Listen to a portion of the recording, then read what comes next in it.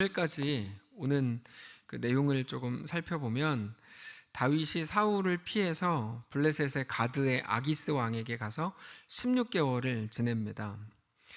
그러면서 아주 두터운 신뢰를 아기스 왕과 이제 쌓았습니다. 다윗은 그렇게 잘 지내고 있었는데 블레셋에서 보니까 이스라엘에 이제 다윗이 없었죠. 블레셋과 이스라엘 사이에는 사실 늘 전쟁이 있었습니다. 사울 왕이 등극하기 전에도 계속해서 이제 전쟁이 있었는데 사울 왕이 등극하면서 그 전쟁은 사실은 더 많아졌는데 얼마 전에 다윗이 블레셋의 장군 골리앗을 이겼기 때문에 그 일이 그렇게 막 오래된 일은 아니거든요. 그렇기 때문에 다윗이 두려워서 블레셋은 이스라엘을 공격하지를 못했죠. 근데 지금은 다윗이 사울을 피해서 가드에 가 있었기 때문에 블레셋 입장에서는 지금이 이스라엘을 공격할 최적의 타이밍이다 이렇게 생각을 한 겁니다. 그래서 블레셋의 모든 지방국들까지 다 모아서 야 이스라엘을 치자 이렇게 됐죠. 그때 아기스가 다윗에게 너도 같이 가서 이참에 너를 공격했던 이스라엘의 사울과 맞서 싸우자. 너 그동안 사실 그게 이제 1년 4개월 동안 다윗이 거짓말했던 건데 이스라엘을 도왔으면서도 이스라엘을 공격한 것처럼 아기스에게 거짓말을 해왔었거든요. 근데 이제 아기스는 다윗의 그런 말들을 믿었기 때문에 너 내가 보니까 마음이 이스라엘에서 완전히 떠난 것 같은데 이번 기회에 사울을 대적해서 같이 싸우자. 너 그러면 블레셋에서 공을 쌓으면 너한테도 좋은 거 아니냐? 이렇게 됐죠. 근데 그때 다윗이 이미 이스라엘의 왕으로 하나님께 기름 부음 받음을 받은 상태였기 때문에 다윗이 이스라엘을 공격한다는 것은 뭐 말도 안 되는 소리였습니다. 근데 아기스가 그동안 다윗에게 베푼 것들이 있었으니까 이스라엘과 싸울 수도 없고 그렇다고 안 싸울 수도 없는, 그러니까 이제 이런 상황에서 다윗은 머뭇거리고 있었죠. 그때 다윗이 생각하지 못했던 변수가 나타나는데 또 다른 블레셋, 또 다른 지방의 호족들의 반발이었습니다.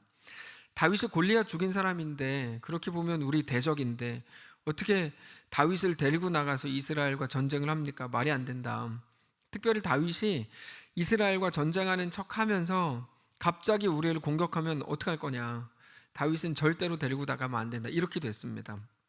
그래서 다윗은 전쟁에 끌려나가는 것 같았지만 3일 만에 자기가 원래 지내던 시글락으로 되돌아갔죠. 다 기억이 나시죠? 이게 이제 그 내용입니다. 최근에 같이 나눴던 내용입니다. 모든 일이 그렇게 마무리되는 것 같았는데 돌아와 보니까 다윗과 그의 군사들이 자리를 비운 사이에 어떤 일이 있었습니까? 아말렉이 쳐들어와 가지고 모든 물건을 다 훔쳐가고 사람들을 인질로 끌고 갔죠. 그래서 다윗 때문에 이렇게 됐다. 그래가지고 모두가 다 다윗을 죽이려고 했는데 하나님이 그때 다윗에게 용기를 주셨죠. 그래서 오히려 군인들을 다독이면서 아말렉으로 가서 다시 되찾아오자 이렇게 됩니다. 그렇게 아말렉을 공격하기 위해서 출발한 사람이 600명이었는데 중간에 200명은 부솔 시내가를 넘지 못하고 너무 힘들다. 그래서 400명만 넘어가 가지고 싸웠는데 하나님의 은혜로 승리하고 모든 걸 되찾아옵니다. 우리는 거기서 다윗을 통해 보여주시는 예수님을 확인했다. 이게 이제 지지난주였나요? 그때 말씀이었습니다. 그렇게 아말렉과의 전쟁에서 이기고 나서 돌아온 후에 함께 전쟁에 나가지 못한 200명까지도 품어주는 게 지난주 본문이었습니다. 그렇게 다윗의 일들이 진행이 다 되고 있을 때 오늘 본문을 보니까 한편 다윗이 출전하지 못했던 이스라엘과 블레셋 사이의 전쟁이 이제 오늘 본문에 소개가 되는데 블레셋이 이스라엘을 이겼습니다. 오늘 본문만 보면 수많은 이스라엘 사람들이 블레셋 앞에서 도망을 치면서 죽어갔다 이렇게 표현되어 있습니다. 1절인데요. 1절 보시면 블레셋 사람들이 이스라엘을 침해 이스라엘 사람들이 블레셋 사람들 앞에서 도망하여 길보아 산에서 엎드러져 죽으니라 이렇게 되어 있습니다. 근데 블레셋은 단지 전쟁에서 이긴 거에 멈추지 않고 이번 기회에 사울 왕가를 완전히 몰살시키자 이렇게 되죠. 그래서 그 결과 사울의 아들이 이제 오늘 본문을 보면 누구누구가 죽습니까? 요나단, 아비나답, 말기수아 이렇게 이제 죽고, 사실 사울에게는 아들이 4명 있거든요. 마지막 이스보셋까지 있는데 오늘 본문에서 3명이 다 죽습니다. 그리고 나서 이스보셋은 우리가 잘 아는 것처럼 나중에 아브넬에 의해서 다시 이제 이스라엘의 왕으로 잠깐 옹립이 되는데, 그렇게 아들들이 다 죽어나가던 그때 사울 왕 자신도 적군에게 쫓겨서 도망을 치고 있었습니다. 근데 블레셋에 활 잘 쏘는 사람, 활을 잘 쏘는 명수죠. 이 활명수. 이 사람을 시켜가지고 사울에게 명중을 시킵니다. 그래서 사울이 그 활을 맞고 중상을 입죠. 3절인데요. 사울이 패전함에 활 쏘는 자가 따라잡으니 사울이 그 활 쏘는 자에게 중상을 입었다. 이렇게 되어 있습니다. 사울이 이제 적군에게 그렇게 끌려가면은 들켜가지고, 사울이 중상 입었으니까 끌려가면 비참한 죽음을 당하게 되겠죠. 그걸 알았기 때문에 사울 옆에 있는 사울의 무기를 들고 따라다니는 부하가 항상 있었거든요. 그 사람에게 사울이 나를 찔러 죽여라 이렇게 하죠. 이방인들이 나를 데리고 가가지고 찌르고 모욕 당하면서 내가 그들 손에 죽는 것보다 네 손에 죽는 게 낫다 이렇게 합니다. 근데 아무리 그래도 어떻게 왕을 죽입니까? 그래서 나 못합니다 뭐 이런 식으로 좀 머뭇거렸습니다. 그랬더니 사울이 자기 칼을 뽑아서 스스로 그 위에 엎드려져서 스스로 목숨을 끊습니다. 옆에서 머뭇거리던 소년은 자기도 어떻게 해야 될지 모르니까 그 자리에서 자기도 스스로 목숨을 끊죠. 이 4절입니다. 그가 무기를 든 자에게 이르되 내 칼을 빼어 그것으로 나를 찌르라. 할례 받지 않은 자들이 와서 나를 찌르고 모욕할까 두려워하노라 하나 무기를 든 자가 심히 두려워하여 감히 행하지 아니하는지라.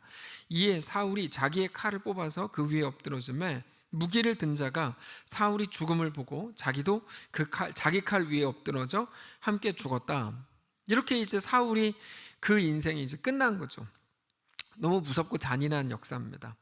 결국에 이번 전쟁으로 사울과 사울의 세 아들 요나단 그리고 아비나답, 말기수아 이렇게 다 죽었고, 사울은 가는 곳마다 사실 용사를 발견할 때마다 자기 편으로 끌어들였었거든요. 그러니까 사울과 함께했던 한 시대를 풍미했던 그 용사들도 다 같이 죽은 게 오늘 본문입니다. 6절이죠. 사울과 그의 세 아들과 무기를 든 자와 그의 모든 사람이 다 그날에 함께 죽었더라. 전쟁에는 근데 참여하지 못하고 소식만 들었던 다른 이스라엘 사람들도 이때 다 도망칩니다. 그래서 블레셋 사람들이 그 땅을 차지하고 거기 살게 됐다. 이게 이제 오늘 본문의 마지막입니다. 7절. 골짜기 저쪽에 있는 이스라엘 사람과 요단 건너 쪽에 있는 자들이, 사실은 이 사람들이 전쟁을 하려고 마음을 먹긴 했는데 그 사람들과 사울 사이에 진을 치는 바람에 블레셋이 아예 넘어오지를 못하고 공격 자체를 못해가지고 싸움을 참여는 못하고 있었습니다. 그들이 근데 사울이 죽은 거, 그리고 이스라엘 사람들을 도망하는 거, 이런 거를 다 보면서 성읍들을 버리고 다 도망쳤죠. 그래서 그때부터 블레셋 사람들이 거기서 살았다. 이게 이제 7절입니다. 오늘 본문을 보면 무시무시한 일들, 특별히 너무 속상하고 슬픈 역사가 기록이 되어 있습니다. 물론 역사에 가정을 한다는 것은 어리석은 일인데, 그래도 진짜 만일에 거기 다윗이 있었다 그러면, 다윗과 함께했던 600명도 같이 있었다 그러면 역사가 좀 달라지지 않았을까? 이런 생각을 우리는 하죠. 그랬다면 블레셋이 이스라엘을 공격할 마음도 못 먹었을 겁니다. 근데 사울은 질투심에 다윗을 몰아냈고, 그 결과 사울은 자기 스스로 비참한 죽음을 당했다라고 이제 우리가 말할 수 있겠죠. 물론 모든 사람은 언젠가라도 죽게 돼 있습니다. 누구라도 죽습니다. 그 마지막 죽음이 어떤 모습인지, 그리고 죽음에 대한 평가와 판단은 쉽게 할 수 없겠죠. 누구나 다 죽으니까요. 거기다가 사울이 오늘 본문을 보면 우리가 이제 이렇게 기록되어 있는 걸 보니까 아는 거지, 사울이 마지막에 뭐 어떻게 죽었나 잘 모르는 사람들은 그냥 쉽게 사울은 전쟁에서 죽었다. 전쟁에서 뭐 죽은 사람이 한둘입니까? 그러니까 거기에 대한 어떤 평가, 판단이 쉽게 갈 수는 없죠. 그럼에도 우리는 오늘 본문 내용을 아니까 사울의 죽음에 대해서 조금은 명료하게 말할 수 있습니다. 야, 사울 이렇게 살더니 저렇게 죽는구나 생각할 수 있겠죠. 만일에 누가 주일에 여행을 하다가 죽었다 그러면 그가 주일에 교회 안 가고 여행 갔기 때문에 죽었다라고 쉽게 말할 수는 없는 겁니다. 왜냐하면 우리가 그 사이에 모르는 이야기들이 너무 많거든요. 너무 많아요. 대표적인 게 2004년 인도네시아 쓰나미가 인도네시아였나? 그렇죠? 인도네시아 쓰나미라고 불러나? 그렇죠? 일본 말인데 쓰나미? 하여튼 인도네시아에서 10만 명인가 죽었죠. 그때가 크리스마스였습니다. 2004년 크리스마스 때였나 그랬을 겁니다. 그래서 한국 교회 많은 분들이 하나같이 했던 말이, 주일날, 그것도 크리스마스 때 거기 놀러 가가지고 다 죽었다, 이런 말들을 엄청 많이 했거든요. 그러니까 우리 눈에 딱 보기에 어떤 사람들이 어떤 못된 짓을 하고 그 결과 비참하게 죽으면 이것 때문에 비참하게 죽었다, 이렇게 말하기 너무 쉬운 이야기들이 사실 오늘 본문의 이야기라는 거죠. 사울의 삶을 우리가 너무 잘 아니까요. 이스라엘의 초대 왕인데 그냥 왕처럼 안 살고 지 멋대로 살다가 뭐 자기 욕심에 맞게 살다가 그렇게 오늘 본문에 죽으니까 뭐 저 사람 뭐 저렇게 뭐 살다가 죽은 거 당연하지, 우리는 그렇게 살지 맙시다, 이게 너무나 뻔한 교훈이 되는 거죠. 오로지 자기 이름, 자기 명예만을 위해 살았던 그 사람의 삶의 최후가 그렇게 비참했다, 너무 쉽게 말할 수 있는 게 오늘 본문입니다, 사실. 근데 그런 거는 이미 사울과 다윗 사이에 일어난 일들을 보면서 우리가 굳이 이렇게 말하지 않아도 누구나 다 알 수 있는 내용이기 때문에, 사울이 죽었는데 죽음 자체가 심판을 받은 거잖아요. 그냥 단순하게 말하면 죽음 자체가 심판을 받은 거 아닙니까? 근데 우리 모두는 다 죽습니다. 심판을 받은 건데 그거를 가지고 네가 잘못했기 때문에 너는 죽은 거다, 혹은 그가 잘못했기 때문에 그는 죽은 거다 그러면 두 번 죽이는 거죠. 무슨 말인지 이해가 되세요? 저는 오늘 본문을 가지고 그런 식의 생각을 하는 것 자체가 굉장히 불편합니다. 굉장히 불편해요. 자기 잘못 때문에 죽었어요. 근데 죽은 사람을 가지고 이 사람이 이런 잘못 때문에 죽었다고 얘기하는 게 너무 불편하지 않아요? 저는 너무 불편해요. 저렇게 말하는 거는 그건 아니다, 네가 이렇게 잘못했기 때문에 죽은 거다, 너가 다 죄의 결과물이다, 이렇게 말하기에는 그 자체가 너무 잔인하다는 생각이 드는 것도 사실입니다. 그러니까 사실이지만 사실을 말하는 것 자체가 잔인한 거예요. 물론 성경은 여러분, 우리가 이 부분을, 그래서 오늘 본문을 가지고 우리가 조금 깊게 묵상을 잘 해야 되는데요, 너무 쉽게 그냥 생각 없는 그런 결론을 내리는 거는 사실 말씀을 잘못 보는 겁니다. 우리가 말씀을 잘 봐야 되는데요, 성경은 기본적으로 죽음에 대해서 뭐라고 표현합니까? 죄의 결과물이라고 표현합니다. 그게 로마서 6장 23절이잖아요. 죄의 삭은 사망이잖아요. 그게 성경의 평가입니다. 기본적으로 죽음은 죄의 결과물이에요. 죽음은 죄의 결과물. 근데 그거는 사람에게만 해당되는, 그러니까 그거는 그 사람에게만, 그러니까 사울이라는 한 사람에게만 해당되는 문제가 아니라는 거를 우리가 기억해야 됩니다. 우리 모두가 다 마찬가지거든요. 여기서 안 죽을 사람 손 들어 보세요. 다 죽습니다. 죄의 결과물이 사망이라고요. 성경을 여러분 잘 보십시오. 특별히 로마서 6장을 잘 보면 어떻게 죽었는지가 아니라 어떻게 죽었는지를 가지고 따지지 않아요. 죽음 자체를 가지고 죄의 결과물이라고 말해요. 근데 사람들은 아주 얄궂죠. 그래서 죽은 거 가지고 뭐라고 안 하고 어떻게 죽었냐를 가지고 거기서 자꾸 뭔가를 끄집어내려고 그래요. 네. 죽음 어떻게 죽었는지가 아니라 죽음 자체가 죄의 결과물이라 그러면 그의 죽음을 두고, 오늘 본문에 나오는 사울의 죽음을 두고 죄로 인해서 죽었다, 누가 그렇게 쉽게 말할 수 있습니까? 거기다가 제가 더 솔직히 말씀을 드리면 오늘 본문에 사울만 죽습니까? 요나단도 죽어요. 요나단은 하나님이 보실 때 사울급의 악한 사람은 아니거든요. 이거 어떻게 설명할 거냐고. 근데 요나단에 대한 죽음은 싹 빼놓고 사울이 이렇게 살았으니까 사울은 죽었다, 이거는 사실은 말씀을 솔직하게 보는 게 아닌 거죠. 오늘 말씀을 우리가 제대로 보자고요.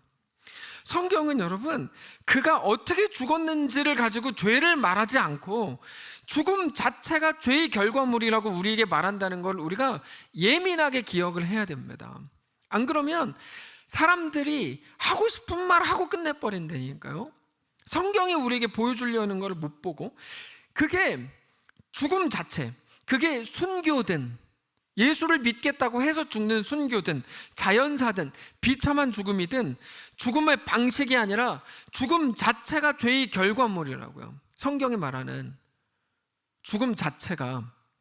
그렇기 때문에 우리가 사울의 죽음을 두고 자기의 모든 끝을 그렇게 최악의 비참함으로 몰고 간 사울을 정죄하는데 우리 모든 에너지를 막 쏟는다 그러면 그거는 가장 어리석은 일이죠.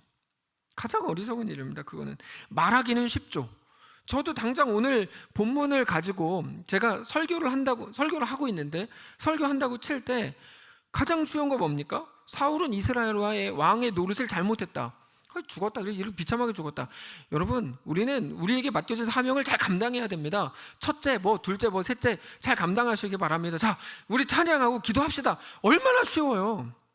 근데 그게 양심껏 성경 오늘 본문이 우리에게 말하려는 내용은 아닙니다. 그거는 굳이 이렇게 제가 설교하지 않아도 다 아는 거고, 그게 아닙니다. 사울은 다윗을 시기하고 질투했다. 그래서 이렇게 비참하게 죽었다. 하나님께 진실하지 않았다. 그래서 이렇게 비참하게 죽었다. 얼마나 쉬워요. 근데 이게 맞는 말이면서도 우리가 그런 결론을 내리기를 성경에 원하지는 않거든요. 궁금하시죠? 도대체 설교를 어떻게 하려고 이게 막 저렇게 하지 말라고 궁금하시죠? 제가 안 갖고 와서 그런 얘기 하겠습니까? 자, 성경에 심지어 가룟 유다에 대해서도 어떻게 표현하는지 아십니까? 가룟 유다는 예수님을 팔아먹은 천하의 나쁜 놈이죠.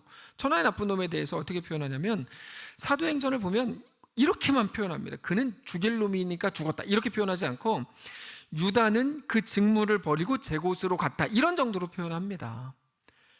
네. 그러니까 우리가 사울의 죽음을 가지고 너무 난도질하는 그거는 저는 잘못하는 거라고 봅니다. 나서가지고 더 죄를 부각시켜가지고 너 그럴 줄 알았다. 이미 그런 식으로 이미 죽은 가룟 유다에 대해서 심각하게 표현하지 않고요. 그는 자기 직무를 버리고 제 곳으로 갔다. 이런 정도로 표현합니다. 그래서 오늘 본문도 우리가 이제까지와는 좀 다른 관점으로 보자는 거죠. 솔직하게 보자는 거죠. 사울이 잘못했고 죄 지었고 그래서 비참하게 죽었다. 이건 말하기 너무 쉬운데 이렇게 쉽게 이 본문을 결론 내리는 거에 대해서 성경이 과연 지지할까? 그렇지 않습니다. 그렇지 않습니다. 그러면 오늘 이 본문을 우리가 어떤 관점으로 봐야 될까? 하나님께서 오늘 본문을 통해서 우리에게 진짜 말씀하시고 싶은 건 뭘까? 이건 너무 분명합니다. 너무 확실한데요. 사울을 통해서 우리에게 보여주시려고 하는 건 이사야 53장입니다. 이사야 53장 너무 분명합니다. 자, 제가 읽을까요? 제가 읽을까요? 제가 읽겠다는 말이겠죠. 우리는 다 양 같아서 그릇 행하여 각기 제 길로 갔거늘 여호와께서는 우리 모두의 죄악을 그에게 담당시키셨도다를 보여주고 싶으신 거죠. 너무 확실합니다. 사울만 특별히 잘못해서 죽게 된 게 아니고 가룟 유다만 특별히 잘못해서 죽은 게 아니고 우리 모두 사울과 같은 사람들인데 어떤 측면에서 같습니까? 죄를 짓고 죄가 있고 그렇게 잘못해가지고 죄의 결과물로 인해서 각기 제 길로 가게 된다라는 측면에서 완전히 똑같죠. 완전히 똑같습니다. 근데 그게 끝이 아니라는 걸 우리에게 보여주는 거죠. 근데 우리는 왜 자꾸 누군가의 죽음을 들춰내가지고 저 사람은 마치 나보다 더 악해서 저런 비참한 죽음을 죽은 것처럼 생각하는 이유는 뭡니까? 구분하고 싶어 하기 때문이죠. 하나님, 나는 쟤랑 달라요. 이 말하고 싶은 거거든요. 혹은 쟤는 저런 나쁜 짓 해서 저렇게 죽었으니까 우리는 저런 정도까지는 나쁜 짓을 하지 말아서 그래도 조금 더 편하게 죽자. 이런 식의 교훈을 갖고 싶은 거죠. 근데 그거는 성경이 지지하는 게 아니죠. 성경이 정확히 지지하는 거는 뭐라고요?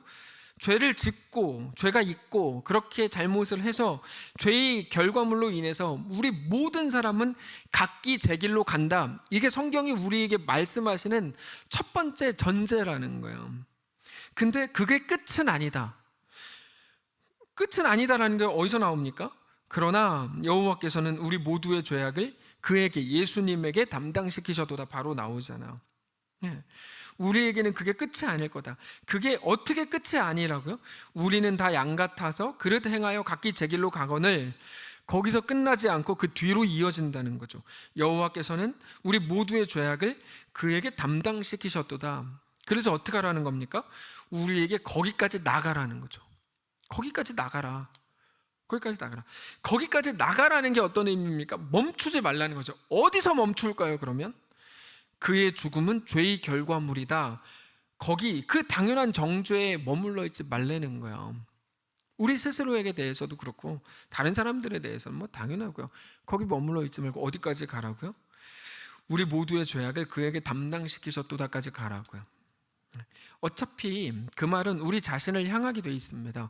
우리도 조금 어려운 일들이 생기면 우리도 늘 거기 멈추려고 그러거든요. 그 자리가 어떤 자리입니까? 그 말이 우리 자신을 향하게 되는 그 자리. 내가 무슨 죄를 지었지? 그게 이제 이사야 53장 그 앞부분에 나오는 내용이에요. 내가 무슨 죄를 지었지? 내가 무슨 잘못했지? 왜 나한테 이런 일이 생기지? 이 마음은 우리 모두가 갖는 마음입니다. 근데 그게 틀린 마음도 아닙니다. 맞는 말입니다. 우리는 죄 때문에 어려움과 고난과 환난을 겪는 게 뭐 당연히 맞겠죠. 그 끝에 죽음이 있는 거죠. 근데 거기서 멈추지 마라. 그러나가 있는 거죠. 그러나, 분명한 그러나가 뭡니까? 그러나 여호와께서는 우리 모두의 죄악을 그에게 담당시키셨도다가 있는 거죠. 이게 복음이거든요. 결국에 복음까지 가라는 거예요. 복음까지. 자꾸만 거기 매여 있지 말고 복음까지 가라. 하나님 왜 이렇게 하실까요? 그러면 우리에게 대한 어떤 기대와 어떤 요구가 있길래 그렇게 하시는 걸까? 이런 질문을 할 수 있죠. 제랄드 시처라는 사람이 쓴 하나님의 뜻, 이 책은 전에 자주 소개했는데 그 책의 아주 중요한 결론은 뭐냐면, 어차피 이 책을 제가 수도 없이 소개를 해도 안 읽으실 게 거의 확실하기 때문에 결론을 말씀을 미리 그냥 드리면, 사람들이 하나님의 뜻을 알려고 하는 이유는 하나님의 뜻을 지키려고 하는 게 아니고 핑계를 대려고 하는 거고 갈등하고 싶지 않기 때문이다. 이게 그 책의 결론입니다. 그러니까 누가 읽겠어요? 이런 재미도 없는 책인데 막 이렇게 막 무서운 말을 하니까. 사람들이 하나님의 뜻을 궁금해한다. 왜 궁금해하냐면 그 이유는 분명하다. 제 말이 아니에요. 그 말이에요. 그분의 말이에요. 핑계 대려고 하는 거다. 왜냐하면 하나님의 뜻을 알고 나면 핑계할 게 많잖아요. 핑계할 게 많거든요. 갈등하고 싶지 않죠. 고민 안 하려고 하나님의 뜻을 가르쳐 달라는 거나 이거죠. 점 보는 거랑 똑같은 거죠. 그래서 사람들한테 하나님이 하나님의 뜻을 가르쳐 주셔도 그대로 안 한다 이거죠. 그대로 안 한다. 하나님의 뜻을 가르쳐 주시면 단지 그걸로 핑계를 삼으려고 그런다. 하나님이 그러라 하셨잖아요. 뭐 이런 거죠. 하나님이 그러라 그랬잖아요. 그리고 더 많은 경우에 하나님이 뜻을 가르쳐 주셔도 사실 자기가 원하는 대답을 들을 때까지 다시 묻고를 반복합니다. 계속 묻죠. 예전에 교회 앞에 아카시아 나무가 한 그루 있었거든요. 지금쯤 아카시아 나무 냄새가 이제 너무 좋은 계절이잖아요. 근데 많은 사람들이, 제가 기억나요, 아카시아 나무를 두고 뭐를 했는지. 정말 많은 사람들이 아카시아 나무에 나뭇잎이 이렇게 여기 이렇게 달려 있잖아요. 한 20개 정도 이렇게 달려 있거든요. 제가 찾아보니까 9개에서 19개까지 이렇게 달려있대요. 근데 다 기다 아니다 매일 이거 했어요. 저도 기억나요. 기다 아니다 누가 누구를 좋아한다 안 좋아한다 뭐 이거 계속 하다가 어떤 일이 있냐면, 이게 내가 원하는 답이 딱 안 나오면 어떡합니까? 다른 거 따봐야지. 그래서 다른 거 따가지고 다시 하는 거예요. 그래서 아카시아 나무 죽었어요. 맨날 입다니까 죽었다고 그래가지고. 그런 거죠. 우리가 하나님 앞에서 늘 그런 거예요. 우리는 자주 자기가 원하는 것과 하나님이 원하시는 것 사이에 분명한 차이가 있다는 것을 자주 느낍니다. 뭐 거의 매일이지만 하여튼 자주 느낍니다.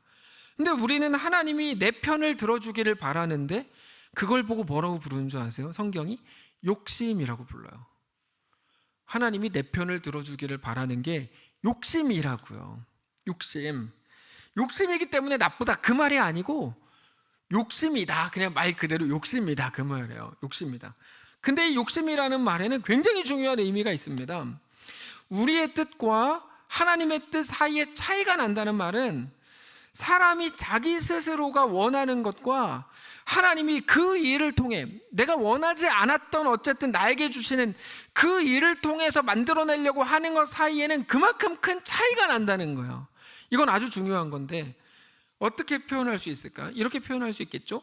내가 원하고 내가 이루어내려고 한 거, 내가 소망한 건 이 정도인데 하나님이 나에게 대한 하나님의 기대는 그것보다 훨씬 크기 때문에 그 차이가 난다고요. 그 차이가. 그리고 그 괴로움이 바로 그 지점인 거예요. 나는 내 뜻대로 되기를 원하는데 하나님은 그대로 하시지 않는다. 우리의 뜻을 지지해 주시기보다 하나님은 다른 뜻을 가지셨다라고 말씀을 하시고 우리는 이만하면 됐다라고 생각하는데 하나님은 그것보다 더 많은 걸 요구하시죠. 지난주에 그 셀 모임을 하는 걸 보면서 제가 많이 이제 재밌었습니다. 재밌었는데 하여튼 그때 나왔던 대화들 중에 그냥 뭐 이런 것들이었잖아요. 그 4번인가요? 문제가 5-3인가 5-4인가에 나오는 질문. 우리는 선을 그어놓는다 라고 말할 때 그 선을 그어놓는다는 거에 그 선을 문현봉 집사님만 아니겠지만 다른 분들도 였겠지만 잘 해석하셨더라고요. 그러니까 그 선을 그어놓는다는 게 무슨 말이냐면 우리는 하나님께 할 말 안 할 말을 구분해서 기도한다 이 말이거든요. 그러니까 하나님이 나한테 뭐 더 큰 것도 요구하시 이런 말이 아니고, 그래서 설교 시간에 다 한 것 같은데도 그렇게 하여튼 했는데 그런 거죠. 할 말 안 한 말 우리는 다 그냥 이렇게, 결론은 뭐 잘 갔지만 지난주에 하여튼 그렇게 한다는 거죠. 우리는 이만하면 됐다 싶은데 하나님은 그것보다 더 많은 걸 요구하세요. 우리가 생각하고 판단하는 것보다 하나님이 우리에게 행하시려고 하는 것 사이에 차이가 너무 커서 내가 생각하고 추구하는 삶의 방향과 하나님이 내 삶을 통해 이루어 가시고 완성하시려고 하는 그 목적 사이가 차이가 너무 커서 그게 우리에게 항상 괴로움으로 나타난다고요. 그게 괴로움의 본질인 거예요. 그리스도인들의 괴로움의 본질. 그래서 여러분 생각해 보십시오. 우리가 공부를 많이 시키는 것 자체가 괴로운 게 아니잖아요. 우리의 고난은 뭡니까? 하버드 가고 싶은데 시험 봤는데 떨어진 걸 고난이라 그러잖아요. 하버드 가면 공부 더 많이 해야 되거든요. 뭐 가본 적은 없지만 어쨌든 그래야 되거든요. 그러니까 공부를 많이 하는 게 고난이 아니라 우리에게 고난은 뭡니까? 하버드 가고 싶은데 못 간 게 고난이에요. 공부하는 양이 많다, 이게 고난이 아니고, 네. 우리가 생각하고 판단하는 것보다 하나님이 우리에게 행하시려고 하는 것 그 사이의 차이가 너무 커서 우리는 그게 항상 괴로움입니다. 그래서 우리가 원하지 않는 일을 해야 되고 그게 우리 눈에는 단순하게 고난과 시험이거든요. 하나님이 우리에게 요구하셔서 우리 앞에 갖다 놓는, 떡하고 갖다 놓는 그 일이 우리에게는 견디기 어려운 일이죠. 우리는 그걸 고난이라고 느끼는 거야. 그것들이 우리 앞에 오는데 하나님은 왜 그냥 두십니까? 성경의 대답은 분명하죠. 훌륭해지려면 그래야 된다, 이거거든요. 훌륭해지려면 그래야 된다. 하나님이 너에게 그런 정도의 계획을 가지고 계시다. 너의 크기는 엄청나다. 고작, 그러니까 이런 것과 같아요. 우리가 탁구를 치는데 매일 무슨 기도하는 겁니까? 제발 탁구 네트를 없애주십시오. 그럼 나 진짜 잘 칠 수 있을 것 같은데. 그러니까 성도들이 너무나 많은 경우에 그 기도를 하고 있는 거예요. 탁구 네트만, 자꾸 내가 탁구 치는데 네트에 걸려요. 주님 제발 네트를 없애주십시오. 네트를. 그럼 하나님이 야 그거를 어떻게 없애냐? 그럼 그게 탁구냐? 근데 제발 없애주십시오. 아니 그럴 거면 상대방의 그 코트를 아주 크게 만들어 주십시오. 그러니까 하나님이 보실 때 말도 안 되는 기도들을 매일 하고 있는 거죠. 하나님이 야 너 이거를 지나가야, 이래야 너 훌륭한 사람 된다. 근데 매일 그거 없애달라고 기도하고 있으니까 이거는 하나님 보실 때 얘는 언제 철드냐 막 이러고 있는 거랑 똑같은 건데 그런 거예요. 그래서 하나님이 나는 너를 네 크기로 제한할 마음이 없다, 이렇게 늘 우리에게 말씀을 하시는 거죠. 네가 무한한 존재라는 거를 알게 하겠다. 이게 우리에게 대한 하나님의 목적입니다. 근데 전혀 매일 다른 생각을 하니까 무슨 말을 하는 거야? 뭐 이렇게 생각을 하는 거죠. 예. 거기다가 제가 좀 항변을 하면 수요 예배, 아침 경건회라도 매일 이렇게 성실하게 하시는 분들이라면 주일 예배 설교도 그냥 자연스럽게 들을 수 있는데 수요 예배도 안 드리고 아침 경건회도 안 한 상태에서 주일 예배까지 딱 들어가면 진짜 무슨 얘기인지 하나도 모르겠다. 이 교회는 왜 설교가 이러냐? 이렇게 생각이 되는 겁니다. 이게 이제 어떻게 해야 될지 모르겠는 게 제 고민인 거죠. 아침 경건회와 수요 예배를 없애는 것만이 정답인가? 이게 생각이 되는 거죠. 말도 안 되는 소리잖아. 네, 하여튼 우리에게 대한 하나님의 목적이 뭐라고요? 나는 너를 네 크기로 제한할 마음이 없다, 이겁니다. 네가 무한한 존재라는 걸 알게 하겠다. 그게 우리에게 고난으로서 느껴지는 거라고요. 우리 앞에 있는 고난이 그거라고요. 그래서 단순하게 죄지어서 고생을 하고 있다라고 말하는 거에 대해서 제가 절대 동의하지 않습니다. 하나님에 대해서 모르면 그렇게 말할 수 있다. 모르면 그렇게 말할 수 있다. 근데 성경을 읽으면 그렇게 말을 못한다. 난 성경을 50번을 읽었는데요, 생각을 안 하고 읽어서 그렇다. 생각을 하고 성경을 읽으면 그렇게 말을 할 수가 없다. 양심껏. 사울의 죽음이 그런 거거든요. 사울의 죽음으로 돌아가서 사울의 죽음을 통해서 우리에게 뭐를 보여주십니까? 사람이 죄지었으니까 저렇게 죽지로 가지 말라는 거야. 사람이 죄지었으니까 저렇게 죽지. 그게 틀린 말이니까가 아니고 맞는 말인데, 인간의 모든 죽음이 죄의 결과물인데 마치 사울의 죽음만 죄의 결과물인 것처럼 말하기 때문에 그건 틀린 말이다, 이거죠. 그래서 그건 틀린 말이에요. 예, 그렇게 적용하려면 그러니까 나도 사울처럼 비참하게 죽겠네? 차라리 그렇게 적용을 하면 그건 좀 더 정직한 적용인데 누구도 그렇게 적용하지 않아요. 그러니까 이거 틀린 말이죠. 다만 하나님은 어떤 한 죄인의 죽음을 통해서라도 우리에게 뭐를 보여주시려고 한다고요? 이사야 53장 6절 보여주신다고요. 우리는 다 양 같아서 그릇 행하여 각기 제 길로 갔거늘 여호와께서는 우리 모두의 죄악을 그에게 담당시키셨도다. 이 말입니다. 네가 만들어낼 수 있는 거는 그게 전부다 이거죠. 네가 만들어낼 수 있는 건 그게 전부다. 그 죽음이 전부다. 너는 미안한데는 제 말이고 하나님은 그 말도 안 붙여요. 너는 미안한데 죽었다 깨어나도 영광과 명예를 만들어낼 수 없다. 이게 성경의 증언입니다. 매일 반복되는 증언입니다. 그러나 오직 하나님께서 너희의 모든 죄악을 그에게 담당시키셨다는 걸 기억하라. 그가 누굽니까? 예수님이죠. 그게 지난 주일에 야곱과 하나님의 이야기라고 말씀을 드렸잖아요. 야곱이 형이 되는 것만이 자기 인생의 유일한 돌파구라고 믿었다. 그 말이 무슨 말입니까? 형이 되기만 하면 모든 게 다 해결될 것처럼 생각을 했던 게 야곱이거든요. 우리가 빠지는 매일의 함정이 바로 그거죠. 이것만 가지면 되는데. 이거 정말 성도들도 매일 빠지는 함정 아닙니까? 이것만 가지면 되는데 이 일만 해결되면 내가 하나님께 10의 2조를 할게요. 저는 이 말 하는 사람들이 제일 웃겨요. 예. 이거 우리 자식이 대학에만 잘 들어가게 해주시면, 이번에 결혼만 잘하게 해주시면, 이거 가장 어리석은 말도, 이번에 결혼만 잘하게 해주시면. 여러분, 결혼은 시작인데 결혼이 완성인 것처럼 그렇게 말합니까? 이 수술만 잘 되면 그 일이 이루어진다 그래서 해결될 건 하나도 없는데, 이제 이것만 잘 되면 주님 나 교회에서 절대 잘난 척 안 하고 조용히 살게요. 이런 거 진짜 죽은 사람처럼 살게요. 죽은 사람처럼 살라고 하나님이 그 은혜를 주신다는 게 말이나 되는 소리냐고. 도대체 우리는 매일 그 함정에 빠집니다. 야곱이 가졌던 함정이죠. 형이 되는 것만이 내 인생의 돌파구예요. 매일의 함정입니다.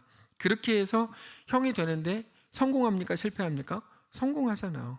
야곱이 형이 받았어야 될 장자의 축복 기도를 야곱이 받죠. 해결됐습니까? 해결될 일이 하나도 없죠. 오히려 형에게 잡혀 죽을까 봐 하란으로 도망쳐서 20년 40년 이렇게 살다가 옵니다.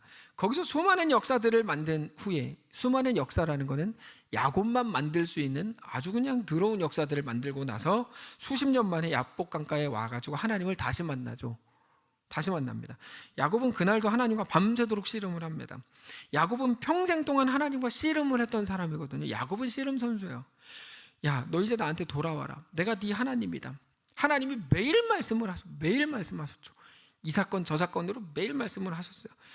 근데 야곱은 귓등으로도 안 들었죠. 귓등으로 안 들었다는 게 무슨 말입니까? 귀는 앞으로 듣는 건데 이렇게 귀를 닫으면 등이 나오고, 귓등, 얘 맞는 건가 모르겠어요. 근데 등이 나오는 이걸로도 안 들었다, 이런 의미겠죠?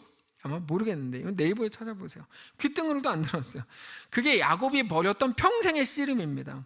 그날 밤에 자기의 전 재산을 둘로 나눠서 보내놓고, 가족들만 다 보내놓고, 어쩌면 자기도 형한테 맞아 죽을지도 모른다는 두려움 속에 있었지만 그럼에도 하나님과 밤새도록 또 씨름을 했죠. 꺾어라. 못 꺾습니다. 제발 꺾어라. 하나님 이번만 나한테만 한 번만 더 져주세요. 제발 내 편을 들어주세요. 하나뿐인 내 편. 그러면서 막 이렇게 한 거예요. 밤새도록 씨름하죠. 하나님 마지막에 이렇게 묻습니다. 너 이름이 뭐냐? 야곱입니다. 야곱은 사기꾼, 뒤통수를 잡는 자, 발 뒤꿈치 잡은 자, 이런 뜻이죠. 너 이제까지 평생을 그렇게 살았지? 네가 정당한 줄 알고 너 그렇게 살았지? 이렇게. 그러니까 이렇게 야곱이 대답하죠. 남들 다 그렇게 사는데요. 이렇게 우리가 자주 하는 말이죠. 남들 다 그렇게 사는데요. 마치 스스로에게 아무 잘못 없다는 것처럼 오히려 따지면서 제발 내 편 좀 들어달라고요.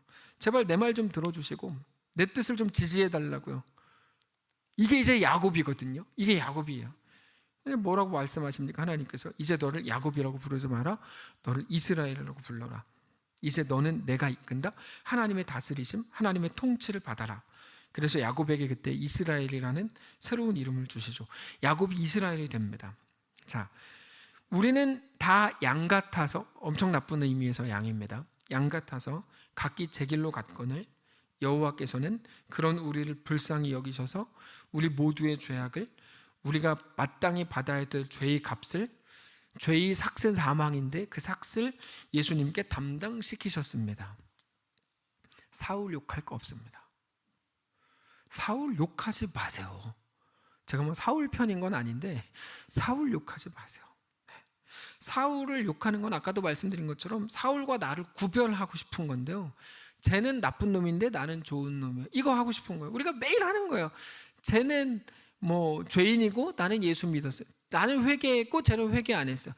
쟤는 뭐 이단이고 나는 이단 아니에요. 쟤는 불교고 나는 불교 아니에요. 오늘도 올라온 뉴스 중에 제가 가슴이 참 아팠던 뉴스가, 오늘도 봉은사인가 거기 가가지고 기독교인들이 막 앞에다가 예수 믿으세요 써가지고 막 이렇게 피켓 들고 하는 걸 보면서 제가 너무 부끄러웠어요. 왜 저런 식으로 진짜 기독교를 왜 저렇게 하냐. 그러니까 욕먹지. 그래서 제가 욕먹어도 싸다 그러면서 저도 또 사울을 욕하는 것처럼 하다가 근데 오늘 또 설교해야 되는데 그러면 안 되지 이렇게 생각을 했는데 저 그런 짓을 좀 안 했으면 좋겠어요. 막 젊은이들 봉은사 가지고 막 찬양 집회하고 막 봉은사 가서 왜 해? 평소에 지들 찬양이나 좀 잘하지. 답답한 일인데 어쨌든 그렇습니다. 우리는 자꾸 구분하고 싶어 하는 거죠. 사울처럼 나쁜 사람은 아니다 주장하고, 아니면 사울처럼 나쁘게 살지는 말자 이런 교훈을 얻으려는 건데, 성경은 정반대로 말합니다. 우리와 사울을 같은 사람이라고 취급합니다. 너희와 사울은 같다. 구분하지 않습니다. 우리는 다 양 같아서 각기 제 길로 간 사람들입니다. 우리도 다르지 않습니다. 둘 다 법정에서 사형 선고를 받았는데 거기서 이제 또 싸우고 있는 거예요.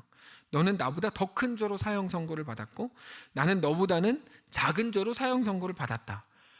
이게 뭐 하는 거냐고. 이게 의미 없는 다툼을 이제 하지 마라 이겁니다. 근데 그렇다고 나도 똑같다, 나도 죄인이다, 거기 머무르는 거는 복음이 없는 거다. 성경은 거기서 한 걸음 더 나가라고 말씀을 하신다는 거죠.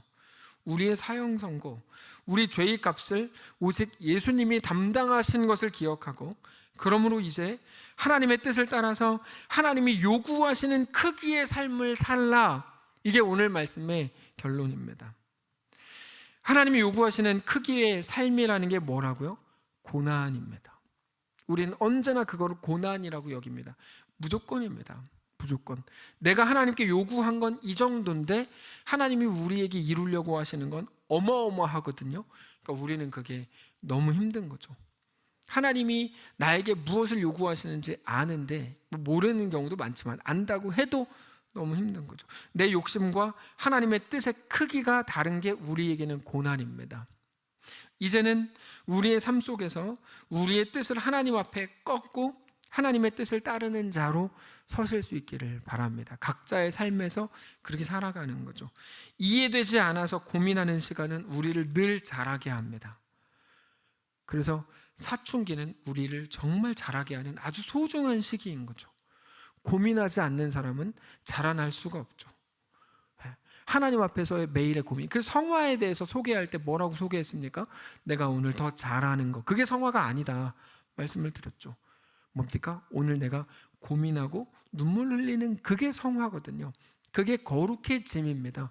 하나님께 나를 끌고 가는 과정이죠. 하나님은 오늘 우리를 성화의 과정으로 초청하시죠.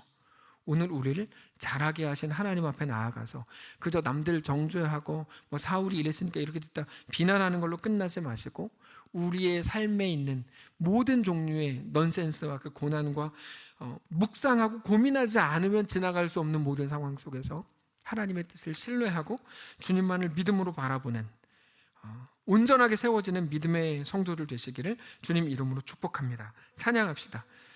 은혜로 나를 보듬으시고 사랑으로 품어주셔도 내 마음 한 자락도 지키지 못하는 이 모습 부끄럽습니다.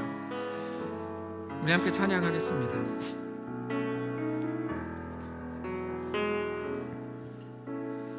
은혜로 날 보듬으시고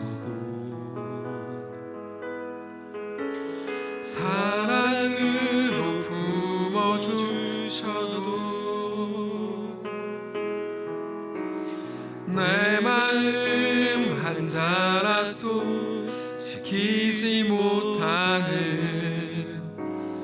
이 모습 부끄럽습니다.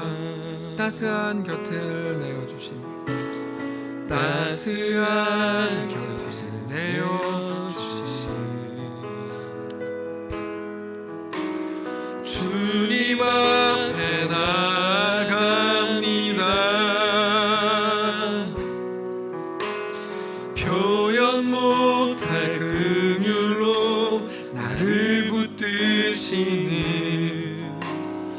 주 이름만 바라봅니다.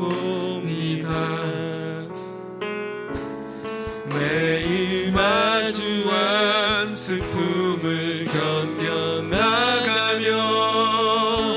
주 예수의 마음을 닮아 가네. 두려운 마음마다 주가 동행하니 주 의지하며 오늘을 건네. 주의 신실한 소망을 깊이 담으며 주 예수의 풍요를 채워 가네. 하나님의 자녀로 명예 지켜가며 깊어진 삶을 주께 드리네. 같이 한번 말씀을 묵상하면서 기도하시는 시간을 갖기를 원합니다. 우리가 했던 이제까지의 모든 일들이 구별이었는지도 모릅니다. 주님, 쟤는 죄인인데 나는 덜합니다. 이 구별을 우리 계속 하고 싶었죠. 그걸로 내가 누구인가가 확인된다고 믿었던 것 같은 그런 걸로는 확인이 되질 않습니다. 우리의 확인은 오로지 하나, 예수 그리스도 십자가에 못 박히신 것과 그가 내 주인 되시는 것 외에는 내 확인이 될 일이 없습니다. 오늘 이렇게 말씀하시는 거예요. 구분을 하려고 하지 말고, 너도 똑같은 죄인이다. 너도 똑같은, 다 양 같아서 각기 제 길로 가는 게 모두가 똑같다. 그러나 우리가 마땅히 받아야 될 죄의 값을 예수님께 담당시키셨다. 그러니까 예수 그리스도께서 내 모든 죄를 담당하신 것을 기억하고 하나님의 뜻을 따라서 하나님이 요구하시는 크기의 삶을 살라 이겁니다. 우리는 늘 내 욕심과 하나님이 내 앞에 갖다 놓으신 일에 너무 차이가 크니까, 내가 기도하지 않은 건데 딱 왔으니까 하나님 이거 주세요. 근데 택배가 딱 왔는데 전혀 다른 게 온 거잖아요. 우린 당황을 하고 고난이라고 말하고 그것 때문에 힘들다고 눈물을 흘리는데, 하나님 이제 우리 삶 속에서 내 뜻을 꺾고 하나님의 뜻을 따르는 자로 서기를 원합니다. 우리와 함께하옵소서. 우리 각자가 겪고 있는 수많은 고난과 아픔과 어려움들 속에 우리가 있지만 그 속에서 우리가 더 많이 주님을 생각하고 고민하면서 하나님의 뜻 앞에 내 뜻을 고쳐나가고 바꿔나가고 꺾는, 더 이상 야곱으로 살지 않고 이스라엘로 사는 하나님 우리의 삶이 되게 하옵소서. 종일 묵상하면서 잠깐 기도하고 예배를 마치겠습니다. 기도하겠습니다. 하나님, 주님께서 함께 하시길 원합니다. 주님께서 인도하시길 원합니다. 붙잡아주시옵소서. 하나님께 더 가까워지시기 원합니다. 아버지 하나님, 주께서 함께 하시길 원합니다. 하나님 인도하시옵소서. 붙잡아주시옵소서. 아버지 하나님, 우리 앞에 어려움과 힘겨움이 많습니다. 우리에게 대한 완전한 계획을 가지신 하나님을 신뢰합니다. 아버지 하나님, 붙들어 주시길 원합니다. 하나님 앞에 그렇게 내 뜻을 꺾기를 원합니다. 이제 야곱이 아니라 이스라엘로 살기를 원합니다. 아버지 하나님 함께 하시고 붙드시고 하나님의 놀라운 은혜 앞에 그렇게 나아가게 되기를 원하오니 아버지 하나님 함께하여 주시옵소서. 인도하여 주시옵소서. 주님이 붙잡아 주시옵소서. 주의 거룩하신 은혜가 우리 가운데 넘치기를 원합니다. 함께 하시옵소서. 주님 붙잡아 주시옵소서. 우리 매일의 눈물과 매일 고민 가운데 함께 하셔서 하나님의 은혜 앞에 엎드리게 하시옵소서.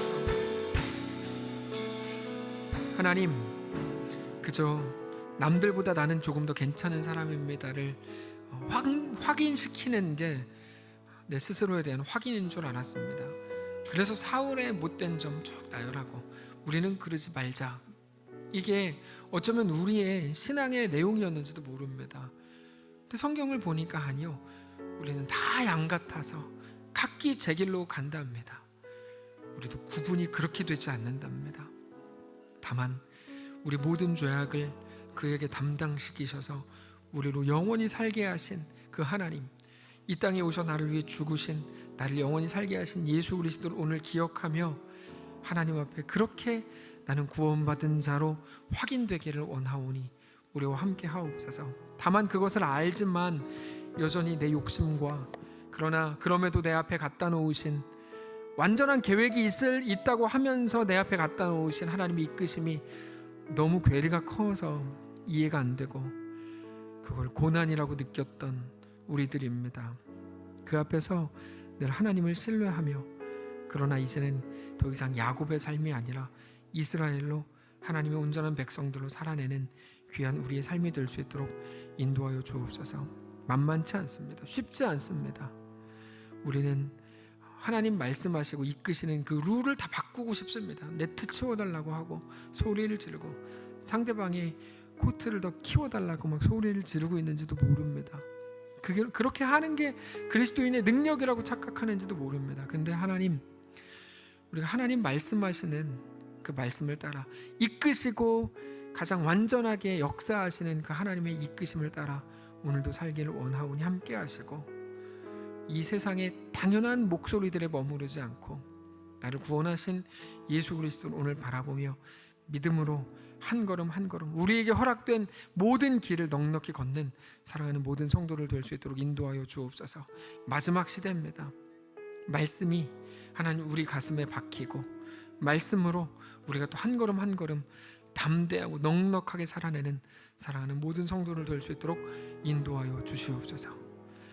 다만 너무 큰 어려움 속에 있어서 너무 당황을 하고 힘겨워하는 성도들이 있다면 주님도 찾아가셔서 말씀으로 그들 가운데 허락하시고 또 다시 정신을 차리고 일어나 하나님과 그 믿음의 길을 또 동행하여 걷는 귀한 지체들의 삶이 다 되도록 인도하여 주시옵소서. 우리 주인 되신 살아계신 예수님의 이름으로 기도합니다. 아멘. 하늘에 계신 우리 아버지여, 이름이 거룩히 여김을 받으시오며 나라가 임하옵시며 뜻이 하늘에서 이룬 것 같이 땅에서도 이루어지이다. 오늘날 우리에게 일용할 양식을 주옵시고 우리가 우리에게 죄진 자를 사하여 준 것 같이 우리 죄를 사하여 주옵시고 우리를 시험을 들게 하지 마옵시고 다만 악에서 구하옵소서. 대개 나라와 권세와 영광이 아버지께 영원히 있사옵나이다. 아멘.